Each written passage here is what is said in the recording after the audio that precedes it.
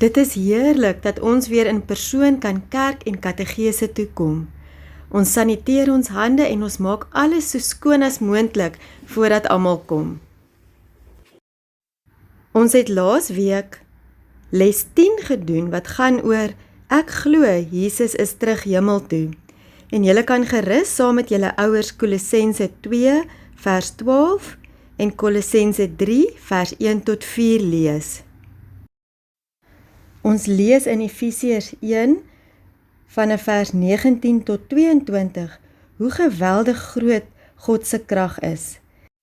Dieselfde God wat vir Jesus uit die dood opgewek het die Heilige Gees afgestuur om by ons en in ons te wees, en daardie Gees van God is in elkeen van julle.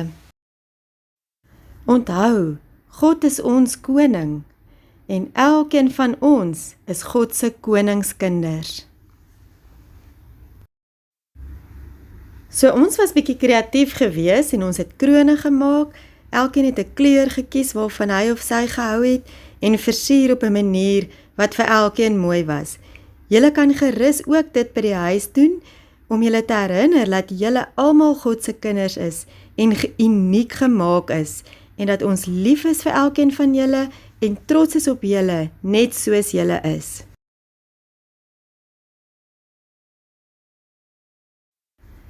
Dit is nou vakansie vir baie van julle. WhatsApp asseblief 'n foto, of teken 'n prentjie in WhatsApp 'n foto van daai prentjie, as julle iets gedoen het wat vir julle lekker was, of as julle iewers heen was wat vir julle mooi en lekker was, ons wil graag sien wat het julle gedoen. Hoop julle rus lekker en ons sien julle binnekort weer. Mooi bly!